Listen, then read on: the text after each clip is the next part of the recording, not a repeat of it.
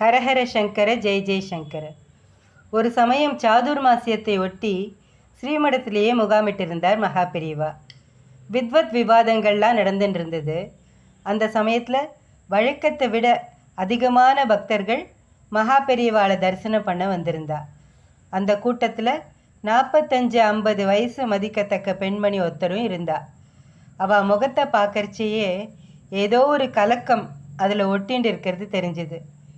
மகா பெரியவாளை அவள் தரிசிக்கிற முறை வரத்துக்குள்ள கிட்டத்தட்ட கதறி அழுதுடுற நிலைமைக்கே போயிட்டா. ஆச்சாரியா முன்னால் வந்து நின்னதும் எதுவுமே சொல்லாமல் கேவி கேவி அழ ஆரம்பிச்சிட்டா.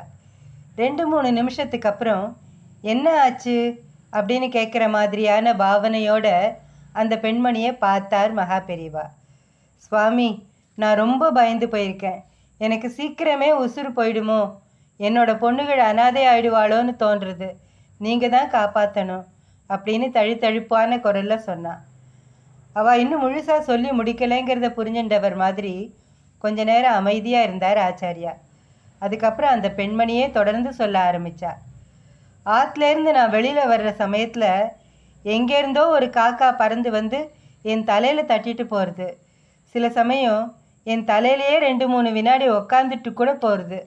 நானும் ஆற்றுக்கு பக்கத்தில் எங்கேயாவது மரத்தில் கூடு கட்டியிருக்குமோ, நாம் அந்த பக்கமாக வர்றதால விரட்டுறதுக்காக இப்படி பண்ணுறதோன்னு நினச்சேன்.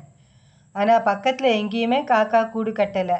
அதோட இங்கே தான் அங்கே தான்னு எந்த வித்தியாசமும் இல்லாமல் நான் எங்கே வெளியில் போனாலும் ஏதாவது ஒரு விதத்தில் எங்கே இருந்தாவது ஒரு காக்கா வந்துடுறது. எனக்கு என்ன செய்யறதுனே தெரியல. காக்கா தலையில் தட்டக்கூடாது, அபசகுணம்னு சொல்கிறா சில பேர். இது மரண கண்டம்னு பயமுறுத்துறா.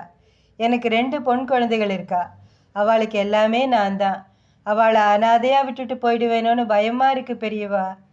சொல்லி முடித்தவ கண்ணிலேருந்து ஜலம் பெருகி வழிஞ்சுது. புடவை தலைப்பால் வாயை பொத்திண்டு அழுகையை அடக்கிண்டு நின்னா. அவளை ஒரு தடவை நிமிர்ந்து பார்த்தார் மகா பெரியவா. காக்கா தட்டி தின்னா அபசகுணம் மரணகண்டம்னு மாத்திரம் அர்த்தம் பண்ணிக்கக்கூடாது. நாம் ஏதோ பித்ருக்கடன் வச்சுருக்கோம்னு அது உணர்த்துறதுன்னும் புரிஞ்சுக்கணும்.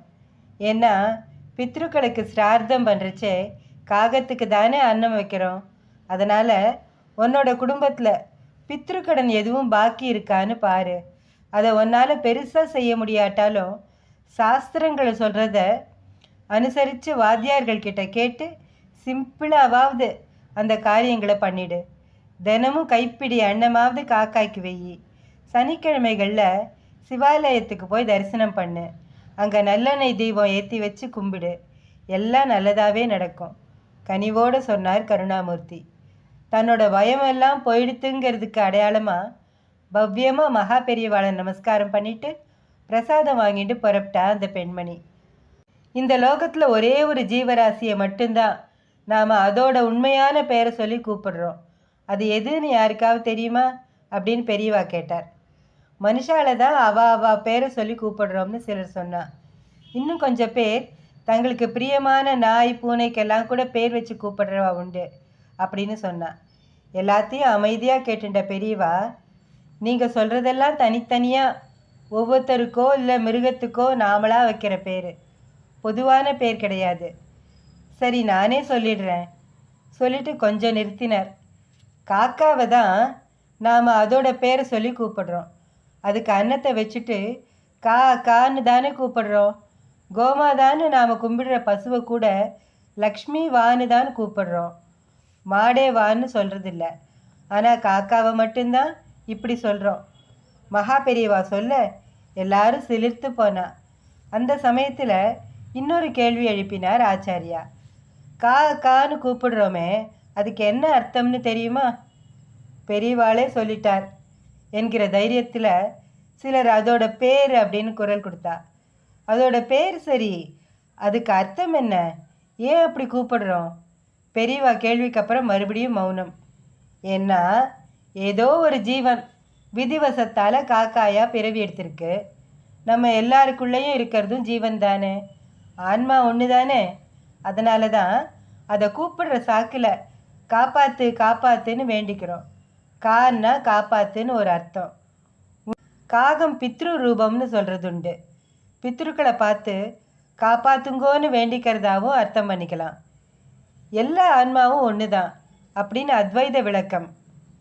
கான்னா காப்பாத்துன்னு வேண்டிக்கிறதா இன்னொரு விளக்கம். சாதாரண காக்கையை உதாரணமாக வச்சுண்டு இப்படி அற்புதமான விளக்கங்களை பெரியவா சொல்லி முடித்ததும் அதை ஏத்துன்றதுக்கு அடையாளமாக ஜெய ஜெய சங்கர ஹரஹர சங்கர கோஷம் அங்கே பெருசாக எழும்பி ஒலிச்சது. ஹரஹர சங்கர ஜெய ஜெய சங்கர காஞ்சி சங்கர காமகோட்டி சங்கர.